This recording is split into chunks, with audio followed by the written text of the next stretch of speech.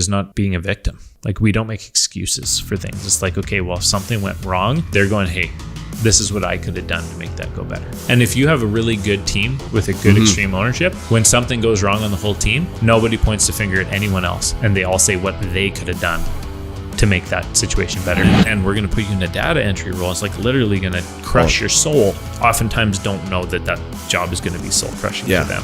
Right. But that's my job, to figure these things out so that we set people up for success. Welcome to the Built to Lead podcast. Tried to sound cheesy there. That's good.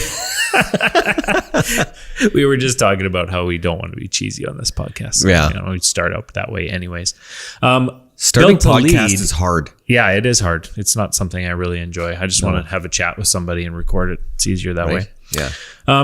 Built to Lead podcast. That's what we're doing here. We talk about tactical business advice and leadership principles that you can put into play in your business. Yeah. This week, we're going to talk about building a team. Last month, we talked about, it feels like a week. It feels right. Just flying by right now. Months or weeks in my world at the moment. But we talked about quantify to multiply is kind of the point of it, is to get your data figured out so you know if you can move ahead, how to move ahead, and what to do from there. Or even start a business. Right? Yeah, start measuring stuff. So that's good. But from there, you got it quantified and you're like, let's do this. Let's go. Now we got to actually scale. Yeah. So I guess, if you're building a team, or if you're duplicating, you need to build a team. Yeah, duplicating is growing. And ultimately, I think most people who build a business want to grow a business. Right. And growing a business means people. And so just before we get started, you have a little bit of experience with building teams, right? Yeah, just a touch. Okay. I guess so. For the viewers, listeners that don't know me, I have built 3 businesses. I'm going to call them successful businesses. And now, in the last year, we're about 120 people between the 3 businesses. About last year was 50 million in gross revenues between the 3 businesses. I'm looking to see that hit 100 million in gross revenues in the next 2 years if I have my way. And honestly, even within the next few months, we're going to probably be in the 150 to 200 people in the course of the next 2 years. So we're going to add a lot of people, which means a lot of hiring. I've personally hired hundreds of people in my career. And I've built a lot of teams, a lot of departments, a lot of structures, a lot of systems. Knowing, building, and understanding people is central to being an entrepreneur and growing a business. And so you did this over how long? The majority of that growth is in the last 5 years. 5 years. 6 years. So 5 years growth of. Yeah, I don't know the exact number off the top of my head, but we were definitely probably less than 50 people then 5 years ago. Wow. So we're probably up 50 to 70 people. Wow. In 5. So more than double. In 5 years. Yeah, that's crazy. Yeah, it is crazy. And we're moving on an upward trajectory now. So it's like we maybe say we doubled, and it's more than double for sure in the last 5 years, but I'm trying to do that in the next 2 again. Right. So you have a lot building a team. Yeah, I've built a few teams. In the last 5 years, you've hired a lot more teams. Up to 70 people in the last 5 years. You're not considering people who have come and gone as well. So that's right. That's probably more like 100. And again, I don't hire everyone now. I'm more, the last tier of defense to keep the wrong people out. Right.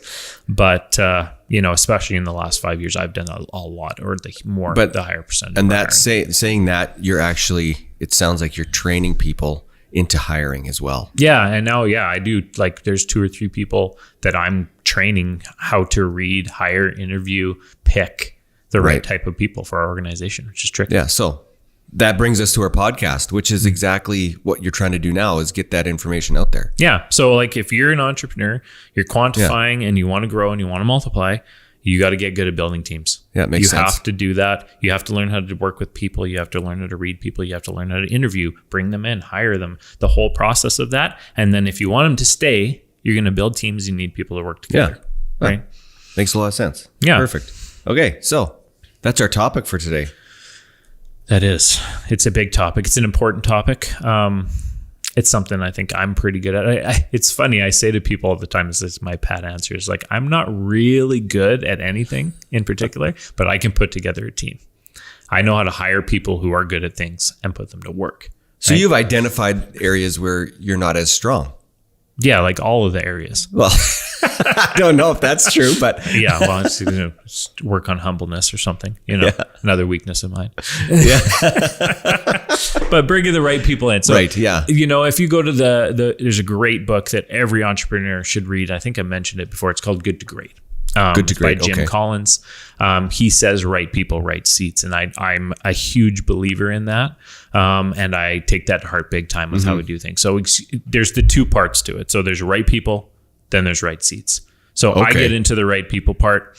And so how do you find or determine if someone's a right person or not? Right? Yeah. So again, going back to earlier podcasts, core values. We did a whole podcast on core values and mission and vision. And so to have your core values, if you've been listening along and following along with things that are important, you have your core values figured out. So a lot of people do that and they put them on the wall, or they have them written down, they put them on their website or tuck them in a file or whatever. We actually, in an interview process, I set down the core values and I make the person rate themselves on our core values in the interview when I'm hiring them. And then we talk about what each of those core values means to us and to them, and where they might be weak in our core values or where they're strong, like what they connect with in those core values. Right. And so that's huge because, I use the core values to scare people out of here. Like if you don't like being positive, or if you don't like striving for excellence, if you're not a good communicator, if you're not going to be helpful, serving, and kind, right, or that makes you vomit in your mouth a little bit, then you should run now. Yeah, get out of here because if you come here and you're not that, it's going to be a problem, right? Yeah. So that core values is huge for that. Let them filter themselves out, essentially. Yeah, right, for sure. And so core values, that's one cog on the gear wheel, right? So then I get into personality.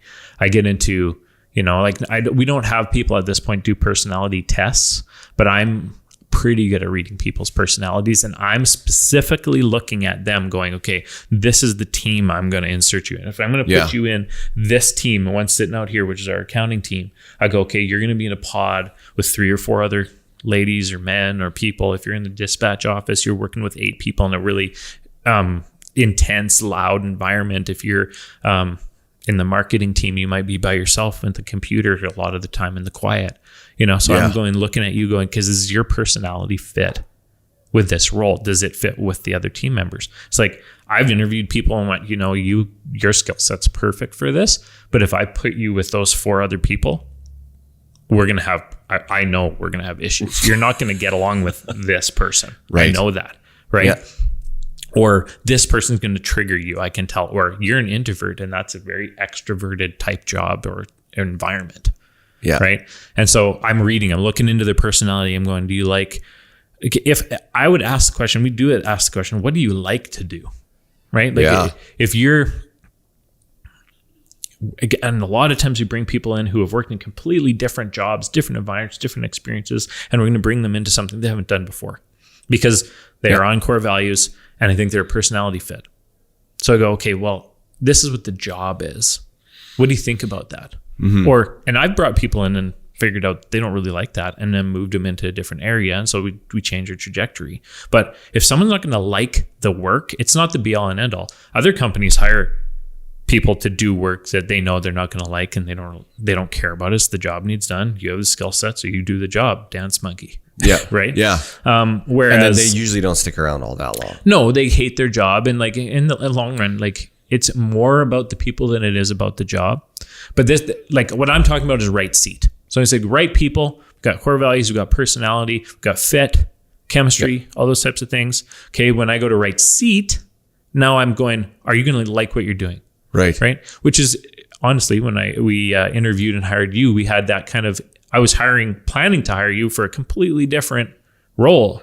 Right. Yeah. Right. We interviewed for a role in dispatch. Yeah. And then through the course of the interview, it came apparent that although you could have done that job, it maybe wasn't something you were going to be passionate about in the long term. And and your personality and skill set was better suited for this other role they were looking for that I didn't even know.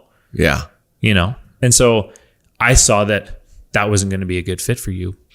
And sometimes that ends the interview. But in your case, you were a great fit for another opportunity. That was a great interview because I remember sitting here and describing kind of what I do. And you were sitting and I could see the switch move over for you because your head was like this and all of a sudden your head went clunk.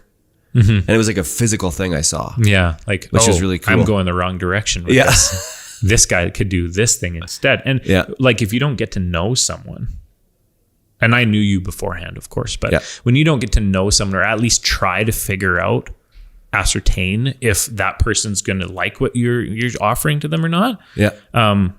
Which I've had that a lot of times where I'm in an interview and I think this person's going to be great for this particular role. And then you start talking about, it's like, oh, you're going to hate this role. Like, this is not you at all. You like creativity and sales and talking to people and we're going to put you in a data entry role. It's like literally going to crush your soul. Yeah. I can just see it. The life out of them. Right. And sometimes it depends on the person's situation. If they're very self-aware and they are applying for, a job and they're looking for something that fits for them, they might do that. But they oftentimes don't know that job is going to be soul crushing to them because they're either desperate for a job or they don't understand what they're getting into or whatever. Yeah. Right. But that's my job as the interviewer, as the leader, as the entrepreneur to figure these things out so that we set people up for success. Right. Yeah. So moving on from that, are they going to love what you're going to have them do? Right. I get into interesting story about how this is like totally applicable today, right? We've been interviewing for 2 positions in our company right now. One position is accounting department, accounts receivable. Another position is a marketing video editing position. So completely different jobs, opposite ends of the spectrum, really, which is great. So we interviewed 3 to 5 people on each side, had a lot of applicants, which is great. We have a good reputation, so we tend to get a lot of more applicants now. And so like people, even some of them came recommended from other people, and that was all great. So we interviewed a whole whack of these people. And of course, first we interviewed people which had the right skill sets on their resumes. Yeah. Right? We had lots of options, so let's bring in the people with the right skill sets. So we interview, on each side, 2 or 3 people for each job that have the perfect skill set. Everything aligns on their resume. It looks good. We sit down, 3 or 4 of us in the department room, and we start going through our core values, through questions about their personal lives, questions about what other job experience has been like, what they've worked with people, what problems that they've gone through. All like our questions are tuned to core values to see if, you say that you're a positive attitude person, but by the end of this, I'm going to know if you have a positive attitude or not. Right. Like we put them through the gauntlet a little bit with our questions, and all of the experiences. I'm not saying some, all of the experienced people, our entire team said, I don't think they'll be a good fit with the team that we're going to put them in, which is kind of crazy, right? Like, there's a lot of good qualified people. There's nothing wrong with those people. They were good people. Yeah. We could have hired them. It would have been totally normal in any other circumstance. And I think in other companies, they probably would have hired them because they had banger perfect skill sets and experience. Yeah. But we all kind of went, I don't think, like, I could see them not getting along with this person or this person. I could see that they might not like this about the way we do things. I could see that they're maybe a little more introverted, and that's a very outgoing team and situation that they're going to be in. And so we would say we're not setting them or their team up for success. Yeah. So in both cases, we've offered jobs to people, and in both cases, we offered the jobs to the people whose personalities align with company values, who we felt would be a good chemistry fit for the team, and had almost not little to no experience, but like nothing compared to the competing interviewees. Right. They were the least experienced in the pack. Those are the people we offer the jobs to. And that's not special in this circumstance. That is 99% of the time how we hire in this company. And we've built up a company of 120 plus employees and a culture that's very strong, and an environment that's very positive and on values. So at the end of the day, our success and our progress as these group of companies is very, very built around hiring the right people and putting them in the right seats. Yeah. Well, I was doing a video on all the people that are hired in the last year. And I was like, oh man, so as soon as I'd think, I'm wrapping up, we hired 2 more. I'm like, oh man, I got to figure out how to fit these guys in now. And so, there's a lot. There's a lot of people. We're pretty much always hiring. There's never a month that we're not doing interviews and discussing new people who are coming into our organization. So it's key if you're a growing and moving company, and you might be hiring your first person, which I talked a little bit about in the last episode, where it's like incredibly important to get the right fit in that case. But I will always push people to get the right person. Personality and chemistry, skills can be taught, character cannot. Yeah. Right. Again, young people especially, character can come out here and there. But at the end of the day, people kind of are who they are. And that foundational character that they have is what you're going to build on top of. And if it's not there, you're probably not going to change them that much. Yeah. Now, do they know how to run a certain piece of software? Do they have they had to call and do check calls, or have they dispatched a truck before? Almost every dispatcher who's in our offices didn't know anything about trucking before they got here. Yeah. And the people who have been here 3 to 5 year plus, I would put up against almost anyone in the industry for quality and ability in dispatching. Well, you're looking for an aptitude, an aptitude to do something, a passion to do it, and a go-gettedness, right? Yeah. Somebody who's willing to learn, who has a growth mindset type of deal. Who's on core values, striving for excellence, humble, hardworking. These are the things. If they have all of our core values, they will succeed in anything that they do. It doesn't really matter, which is what the whole concept of the right people on the bus, which is the Jim Collins good to great thing, is like, get the right people on the bus, then put them in the seats you need them to be in. But if you got the right people, you're going to win no matter what you do. Yeah. And I think you said it earlier, and I really like it. And it's getting to know people. And through that interview process, it's getting to know people. And even maybe you already know people. You already knew me. Yeah. Yeah. And that's another thing that we're going to touch on here, is that like the majority of people we hire come either referred by other employees who work here. The quality of that is that the people who work here know what's up here. Right. And they're not going to recommend somebody who's going to come in and cause problems and negatively affect our culture. Or they just know this person whom they know will fit in here and they'll work good here or not. They know that, right? The other part about knowing somebody is I don't necessarily have to sell that new person on that this is a great place to work or not. They've heard already. They've heard it. Yeah. Their friends selling them that, hey, I love working here, or they know 5 other people from our organization and they're just going to slip in there and fit like a glove and get after it. Yeah. Right? The other thing is just knowing people. Like everywhere I go, I'm watching for people, for talent. I'm seeding my subconscious for I know the next 10 jobs we're going to have to hire in these organizations or in each company. And I'm going, okay, I'm going to need a person within the next year. I'm going to need a person in the next 3 years. I'm going to need a person like this, or I need this, or I need that. And it's just ruminating back there in the back of my subconscious. And then as you meet people, as you go to a hockey game and you meet a couple new people there, as you go to a church gathering and you meet in a small group and you get to know other couples, as you go to your school banquet and you meet another parent and you ask what they do, and you are connecting these points in your brain going, man, that person, I like them. I like their personality. I like their chemistry. I can see that they would be good in sales, or I can see this or that or whatever. Yeah. Which goes back to episode 2, mission and vision. Yeah. You know where you're going and you know what you're going to need. Yeah. But there are dozens of people who work in this organization who I met 3 or 5 or 6 years prior to hiring them and said, I'm probably going to hire that person someday. I went, I like that person. I'm going to get to know them more over the next however long. And when the time is right, or when I have a role that makes sense for them, I'm going to reach out to them and I'm going to hire them. Right. And it's not, I guess you could be a little bit overconfident that you can just hire anybody. Sometimes I hired people, it took longer to hire them because I was scared to ask them because I thought they really loved the job that they're in.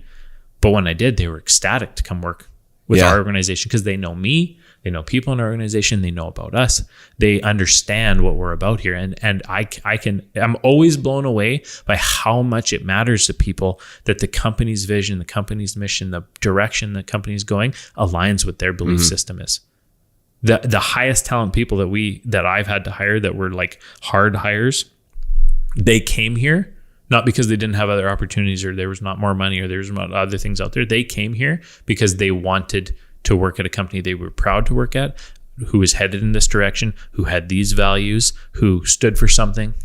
That all was the deciding factor in the end. It didn't come down to, well, you guys offered me the most money. Right. Yeah. You know, you guys have the best 401k setup or what, you know, the jokes that people make about it. Right. Yeah. That was not the deciding factor for the majority of the hires that I make. It was actually that I want to work for a company that's like this. Yeah. Right. That I can be proud of. That I work here. Yeah. Yeah. So tactically, I think characteristics of what is a right person. Yeah. Right. Which we talked about at length before this. Yeah. I mean, it goes to the core values, right? Yeah. It's the core values. Yeah. Okay. So you said characteristics of an ideal teammate. So you actually gave me a list. I did. And I'm going to actually kind of go over this. And then if you wouldn't mind, I'd like you to give me like a short description. I'll elaborate. Thank you. Yeah, that's the word I was looking for. Elaborate. So number 1, shared values. Shared values. Well, we've kind of talked about that already, but it's crazy if you're good at reading body language when you go through your core values, how you can read body language on people when you talk about something. We're a very faith-based company.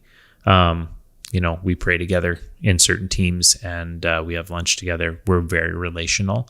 And when I share that with people, I can just see their body language change if that's not them. Like if they're about professionalism and you keep your personal stuff at home and you take your work stuff to work, you start talking about that and you can see them like flush out, like they get sick to their stomach almost, like they respond physically to it. Yeah. And so that's where I'm going, there's something not alignment in our values there. Yeah. Right?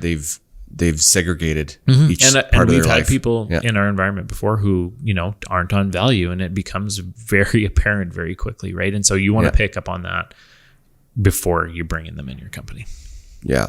Number 2, discipline and self-motivation. Discipline and self-motivation. It's like you cannot, if someone is not disciplined and motivated when they come to you, like you can't be holding them accountable and make them responsible. And like if from a baseline level, if they don't have that already, it's very frustrating to try and motivate people. They shouldn't need to be motivated. People who are right people, they're already motivated. They come in motivated. They're excited. They're engaged. They want to do something. It's already in them. So you want to find people who are those. They're grabbing for something to do, not like, I'm out of work right now, so I'm gonna look at my phone, and if nobody's seeing, I might take off a little early, and Yeah, and I've noticed that too. It's people are self-motivated here, and there's not a need for a micromanager. No, because that's what it ends up happening is you end up micromanaging them. And then if you have to micromanage all of these people, you stop scaling, you hit a wall. Yeah. Right? Like you can't keep going if you got to manage everybody. People need to be self-managing. And not to say that there isn't room for management in certain places, but of course, if everybody's motivated, then the job gets done. It just gets done. I'm trying to get my son out of the mindset of us managing. He's 11. So, yes, I mean, I have the same problem. and it's like, I consistently tell him, stop offloading your thinking onto me. And that's what I feel like a micromanager is like, no, I want to do the thinking for that person always. Yeah. I don't want you to think. I want you to just be a robot and do it. And it's a huge liability in the long game. You cannot grow and scale and do crazy, massive things with people that need to be told what to do in every circumstance. It doesn't work. Exactly. Okay. Moving on to number 3, do what they say and say what they do. Yes, they stand behind their word and they take action and they execute. So you got lots of people that love to talk, and we have these death by meeting type things. And I'm like, I have no time for that in my life. And if you're moving quick, you don't have time for that. If I say, Tyler, I need that done by Tuesday, and you say, yeah, I'll have it done by Tuesday, that's the end of it. Like it's off my list and I don't think about it anymore. It's done. If you say it, it's done. Yep. It's that simple. Anyone who says, yeah, I'll get it done, and then you go on Tuesday, it's like, hey, you got that thing, Tyler? Oh, I'm going to be done in a couple minutes, or I'm going to be done at the end of the day, or, oh, we'll see how it goes, or, oh, I haven't got to that yet. It just does, you can't. You can't build teams on that. You need to be able to rely on your teammates to execute on their part. And when everyone does that, the team wins. When you have a weak link, chain breaks. Yeah. Right. People got to do what they say what they do. It's also integrity for them internally as well as for the rest of the team. Yeah. Number 4, think in terms of responsibility, accountability. Yeah. So people that are looking for responsibility. Right. There's 2 kinds of people. There's the people who don't want any responsibility. Right. Yeah. They don't want accountability. Like when you try to hold them accountable, for example, they don't want to have that meeting. They don't want to have that conversation. They don't want to be given the list item. Like, you're going to do this. I'm giving it to you. I'm not going to speak it. They don't put their hand up to accept the thing. They're not taking initiative. Right. Whereas the other person wants more responsibility. Give me more. Give me more. Give me more. I can do more. Can I help you with that? I'll take that from you. Yeah. Right. The people who take responsibility when they start and when they hit the end of a project, they check the thing off. They feel good about that and they want the next thing. Right. And you can rely on it's somewhat similar to the last point, but it's entirely different as well. Right. Yeah. People are looking for responsibility, also can lead other people. Right. And hold other people responsible. People who don't like accountability, they can't lead teams. Yeah, exactly. Number 5, extreme ownership or team mindset. Yeah, extreme ownership, that's Jocko Willink, echelon front kind of idea. Extreme ownership is not being a victim. Like, we don't make excuses for things. It's like, okay, well, if something went wrong, they're going, hey, this is what I could have done to make that go better. And if you have a really good team with a good extreme ownership, when something goes wrong on the whole team, nobody points the finger at anyone else. And they all say what they could have done to make that situation better. It's not like, well, Ralph in the corner over there, that was his responsibility and he didn't execute. So, like, that's his problem. They go, you know what? I saw that Ralph was stumbling a little and I could have probably stepped in there and reminded him or helped him out or, stepped up. I could have stepped up. I could have done something. Yeah. Right. There was inaction that should have had action. And well, and at the end of the day, the whole team lost. So I take responsibility.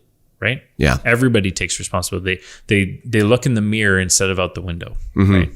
Which is good. Number 6, passionate. Passionate. Yes.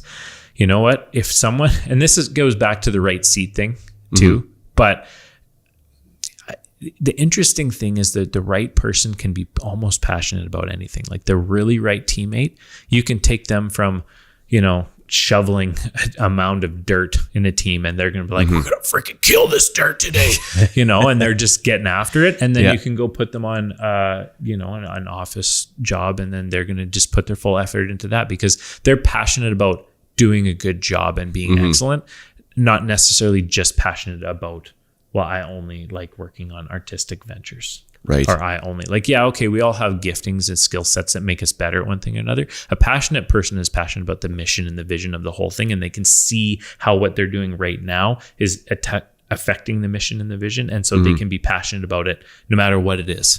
Yeah, exactly. Right? And so they just get passionate. Some people are just like, man, they just care about everything. They're always engaged about everything. Yeah, that's the teammate you want on your team. Yeah, exactly. Right? They're always going to bring everybody up. Yeah, or get excited about it, or again, and it really is about connecting what you're doing. It doesn't matter if it's shoveling dirt or putting data in a computer and connecting it with the mission and the vision of the company. If they can do that, they can engage and be passionate about anything. Yeah, and we all need, we all have moments of despair, but it's always when you surround yourself with a bunch of people that are generally like that. One person might be like, "Oh, I can't do it today."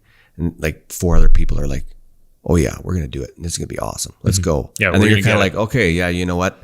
I'm feeding off their energy now. Yeah, it's positive attitude. Oh, right? yeah, absolutely. You can be down and choose to be positive, but if you're surrounded by it, it's so much easier than having 5 Debbie Downers on your team and you're the only one trying to drag this thing over the finish line, right? Sorry to all the Debbies out there. Yeah, poor Debbie. I guess it's better than a Karen, but anyway.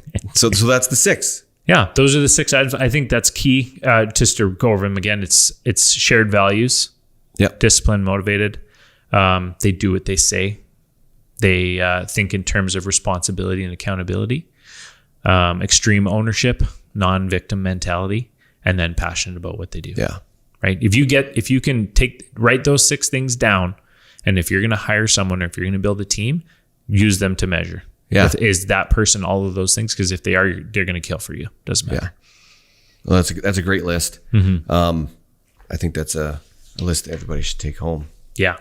So we're going to go down the other lane with that is to pain points. What happens when you do it wrong? Yeah. And thankfully, I have lots of stories about that. Oh, good. Because when you hire hundreds of people, you make a mistake here and there. Right. And you learn. You better learn from those mistakes or else you're in for a world of hurt. Yeah. So I guess the story that I'll tell is there's 2 specific ones that come to mind, and I won't use names and I won't get into the details too specifically just for the sake of being respectful to other people. But scenarios where I shotgun hired someone on skill set or just because I needed somebody. Mm-hmm. I brought them in, and this is now more than 5 years ago. And in one case, it was just a production worker type person. They came, they did data entry. It wasn't anything special. It's like, well, why do I need to be so picky about this? She applied. She's here now. She can start tomorrow. She can fog a mirror. Yeah, let's go. Right. I need you right now. That's the right seat and a person. Yeah. Right. There's a seat, there's a person, and right didn't have anything to do with it. Yeah. Right. So, and then another time I hired purely for skill set. Your resume says that you can do all these things. You are far beyond qualified for this. So you're going to come in and you're going to solve a problem that I don't know how to deal with just because you have the right skill set.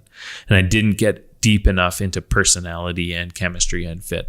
And in both of those cases, I took a team of in the early days, there were maybe 6 of us total in the office, from loving coming to work, smiling, happy, joking, working together, to dreading the minute that you walked through the door, because you're going to be with this person all day long. And the first one I'm thinking of, I was on the 6-person team. I was dispatching trucks at the time, and it was just like, for the love, if I have to spend another minute with this person, I'm going to blow my brains out. Right. And that's maybe a little harsh, but the reality of the situation is that is this pendulum of how one person, they say one bad apple. Well, it's so true. One bad negative, like it was negativity, it was criticism, it was like all kinds of things, but just, grumpy and frustrating and doesn't listen and isn't motivated, doesn't take responsibility, makes excuses, and is a victim. And literally the opposite of the 6 items that we just listed. That person hit those pretty consistently, both of those people. Yeah. And in the first case, I intimately experienced that as a member of the team, how I went from loving working with my team to hating working with my team because of one person, when I still loved the other 5 people. Yeah. But everybody got turned off by it, right? It's wild. And then the other time I put this person in a leadership role coming into the company over a team of 5 or 6 people. And within I let it go on way too long. But by the end, really good quality people that I loved and appreciated and were killing for our company were coming into my office to say, if something isn't done about this person, I'm leaving. Multiple of them on that team, So 6 months earlier, doing great, happy, love working here. This is the greatest job I've ever had. I love this company. I love the management. I love everything. To, I'm going to quit. I hate this place. Yeah, that's a pretty extreme. It's extreme reaction, right? But that is the power of one wrong person. Yeah. In your company, and it's no joke, right? Yeah. So what I learned in both those cases is, one, if you do make the mistake, heaven forbid, get them out quickly. Accept that, and later on I'd have done that where I made a wrong hire and I had to get them out, and it was like 2 weeks, and it was like, okay, this is no. So you knew after 2 weeks then? I would have said if I'd been mature enough to realize the mistake that I made back then, and I wasn't. Right, experience is the best teacher. It is. The pain and suffering that you went through, and again, it's people are I hear it from everybody. Good people are hard to find. Just people in general are hard to find in this nowadays, economy. And it's getting worse in every single day. So in the small company realm, to get people to take a chance on you and come work for you is harder. We have Lots of people just want to work here because we have a reputation and a culture. We're big enough now that people are talking. 120 of our employees are telling their friends they love working here. Well, that just draws people into you, like-minded people. Yeah. And we're also pushing out our culture. We're doing podcasts. We're sharing. We're giving to the community. We're selling our culture to the world as well as living it out. And so that brings people in. But when you're a tiny little company, you don't quite have that asset built out yet. In most cases, you might not have your core values and your mission built out. You don't even know how to sell them to the potential hire coming in.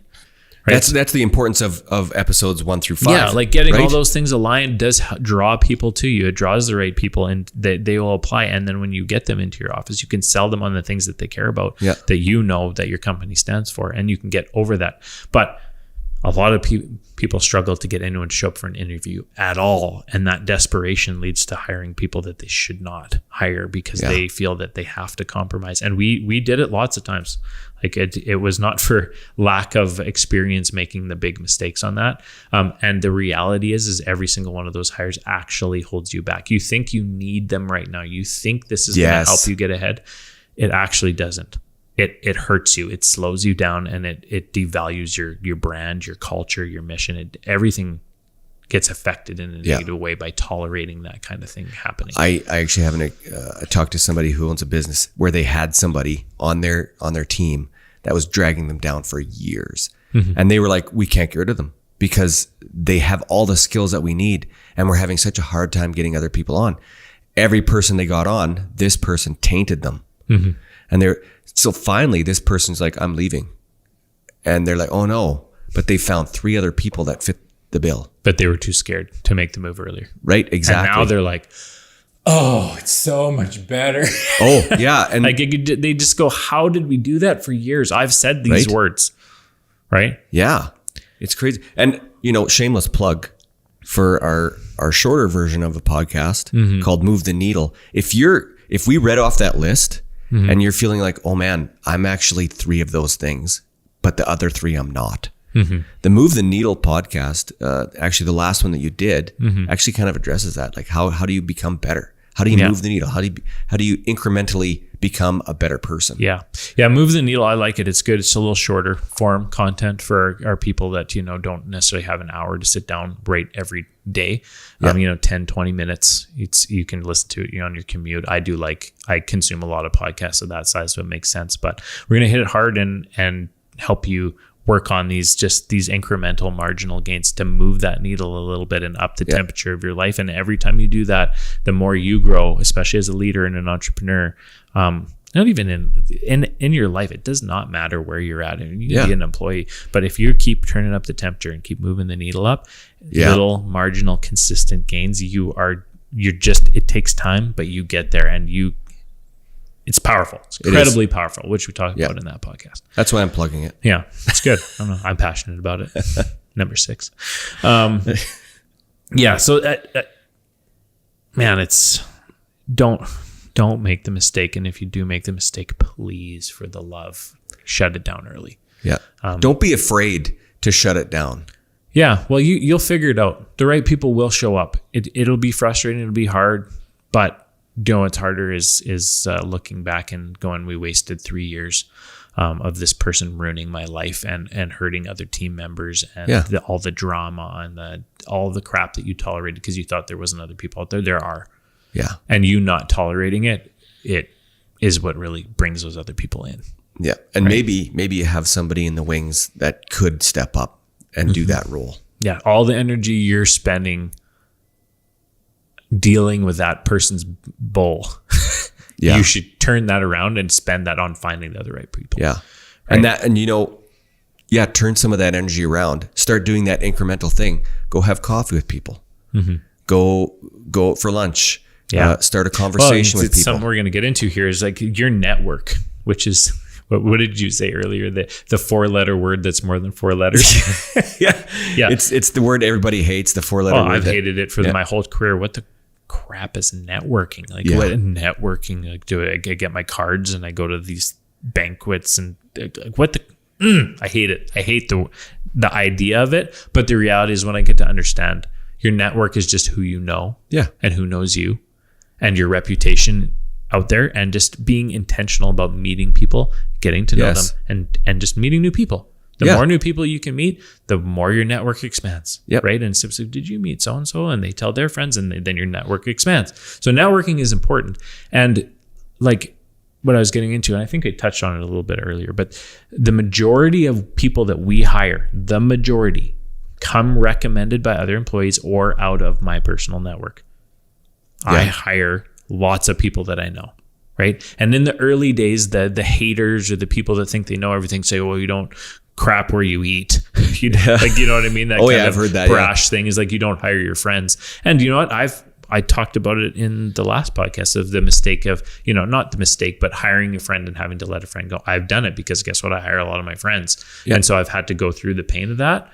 But that pain is a sliver in the reality of deeply knowing the people you work with, right? Because we do operate this business like a family, like a tight, close community. It is a community, right? And the benefits of knowing each other well far outweigh the negatives of relational strain that comes when things don't go well. Yeah. I don't have to fire that many people. Very few people get fired from our company because when you're invested in each other's lives, there's so much more at stake. So everyone puts more in. Yeah. I try way harder to get people to overcome issues and personal problems.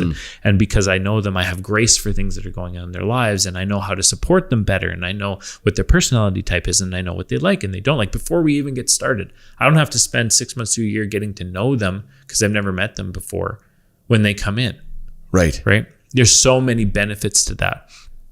Right. Well, and then it comes to caring, right? You actually care about each other. In like that word that we aren't meant to say, networking. My wife, she often says, because I'm an introvert, and so introducing myself isn't the easiest thing. I've gotten really good at it. Wives really like to get on you about that whole introducing thing. Yeah, exactly.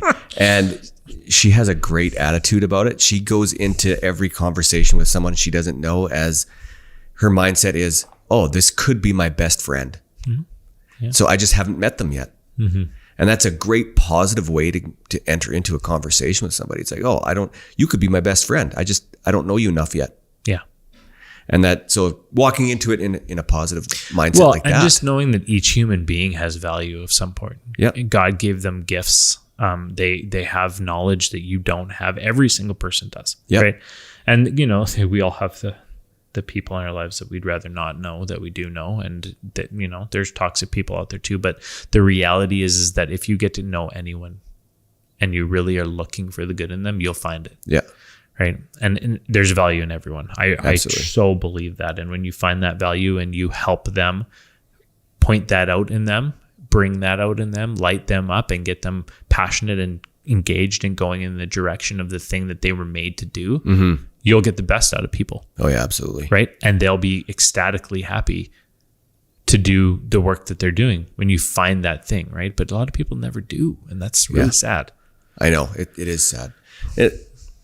And not to belabor it, but praying is a great way. Yeah, I can't tell you how many times I've prayed, Lord, hey, I need this and this and this position filled, and please send us the right people. And the right person literally walks through the door, like dozens of times.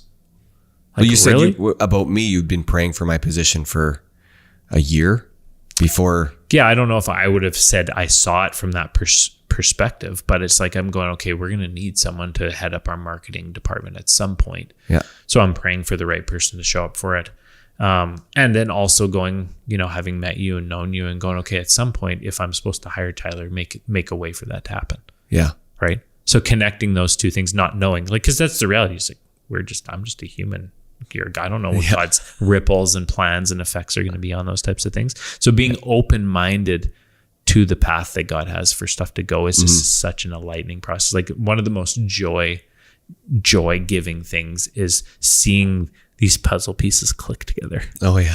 Like, it's like, oh, I did not see that coming, but that is so awesome. Yeah. Right. And it's like, I couldn't have done it myself, so clearly it's a God thing. Yeah, absolutely. Me, right. So yeah, you're obviously passionate about team building. Yeah, I love building teams. And I have to say, it's probably one of the things I'm best at is reading people, putting them with the right people, getting them into a job or a role that suits their skill set and their passion and that they can engage with so that they really enjoy the work that they do, enjoy the team that they work with. I've heard it said, and I totally agree, is that people don't leave companies. They leave bad managers and bad teams, right? When someone thinks about, his interview, I've interviewed and hired a lot of people who worked at companies for 10 years, 15 years, 20 years. They've been at this company or this place. And, they're going, well, I can't imagine leaving the team that I'm on. Because they love the people they were. They hated the company that they worked for. Loathed it. Yeah. And worked there for 20 years. Yeah. It's like, I had nothing good to say about the company, but I really like the team that I'm on. So they stayed. Yeah. And it's like, because of the people, it's power because of the people. Yeah. They built relationships. They had community. They liked those people.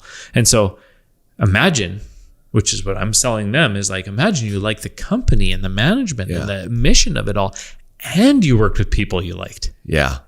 And you did a job that you loved. Yeah. Like the trifecta, right? And people like, man, I hear it all the time, not to toot our own horn, but people love working here. Yes. And it's because of those three things. Yeah. Right. And people who even leave here say, this is the best place I've ever worked. Circumstances are that I'm moving away, or something else came up. Yeah. My health isn't working out, or this schedule isn't working for me, and my wife got a job up north and we're moving, or whatever. Yeah. And I'm happy to see people go, as long as I'm not hearing, screw you guys, you're the worst. I'm going, okay, if we did that, something's wrong here. But I hear, 99 times out of 100, this is the best place I've ever worked. And it warms my heart, even as people are leaving, to hear that, because that's the experience we want to create here at this company. And when I feel with such conviction and truth when I'm hiring someone, offering someone a job, this is going to be the best place you ever worked. You're going to love working on this team, because I know their personality. I know the people they're going to work with. I know the job I'm putting them in. And if you're the right fit for this job and I'm offering this job, you are going to just be so engaged, so happy, so passionate. You're going to enjoy this. So I'm excited for them before they even come, because I know how good it's going to be. Right. Yeah. I love that. Like there's nothing like hiring someone and knowing how much they're going to love their job. When they work here. That's amazing. Right. Okay. I think that's good. So if we summarize, let's summarize the episode. Hire the right people. Right. If you're going to be duplicating, people, right seats. Yep. Right. If you're going to be growing your company, you need to hire people. Yeah. Yeah. And I'll go back to those 6 things again. They're really key, and it's something you should be. I hope if you need to go back and listening to that again and write down those 6 things, and then think about them when you're interviewing, hiring, or even like, man, when you're just thinking about hiring someone, you're going, okay, I need a person who's like this. Well, it might not be the person that you think it is from their skill set, but their personality and their chemistries go, man. Do you know what I ask when other people hire? It's probably one of the best questions I ask, and it always answers it for me, is they tell me, okay, they have these skills and they have this and this is that and this is their family. And they tell me the basic details in the interview, and I go, did you like them? Would you want to work with them? And if they go, oh yeah, I really like them, it's like, I'm going to hire them. Yeah. It's that simple. If I say, do you like them? They're like, nah, I don't know. Like, don't hire them. It's almost that simple. Yeah. And that's like glazing over the personality, the chemistry, the job fit. There's lots of factors. Yeah. But at the end of the day, it's like, if you like them and their team's going to like them, it's probably going to work out. Yeah. Right. So get the right people. If you get the wrong person, get them out quick. Get them aligned with your values. Get them, figure out if they're the right person for the job, for the team, for the placement. Make sure that they are sharing your values, disciplined and self-motivated. They're going to do what they say. They're honest. They have good integrity. They think in terms of responsibility and accountability. They're good with accountability. People who are accountable like accountability, right? Because they're going to kill it for you. Yeah. Right. That they're extreme ownership. They're not a victim. They're not blaming everyone else for every problem that they've ever had. That is so easy to ascertain in a interview. Oh yeah. Like if the last place they worked is like everything was wrong there and my boss is an idiot and my coworkers were always doing this and I couldn't get anything. Like if everyone else is the problem, that's a problem. That's a problem. Right. And then find people who are just passionate about things that they do. Yeah. Right. It's hard to say if they're going to be passionate about the job that you're putting them in, but they can definitely tell if they're passionate about the sport that they play, about their kids, about their previous job, about their hobbies. You know, you can see that they're passionate, that they're going to come in and they're going to be excited. Mm-hmm. Right? So yeah, right people, right seats. Building a team. If you're an entrepreneur, you got to figure out how to do this and do it well if you're going to grow your business. That's great. Yeah. So that being said, again, guys, Built to Lead podcast. We really appreciate it if you would like and share if we added value to you. Tell your friends, post it on your social media, rate us online, comment on our stuff. We love hearing from of our people. Getting pretty good traction with this podcast. We're excited about that. We're on YouTube as well. If you want to see this, if you're just listening, it's also uploaded on YouTube. And then you can follow me at Jory Evans on Instagram or on Facebook. I do a lot of posts. You can follow along with my stories. See what I'm doing on my day-to-day. I share a lot of business stuff and thoughts, morning thoughts and devotions and that kind of thing. So yeah, it's great. Again, join us again next month on Built to Lead.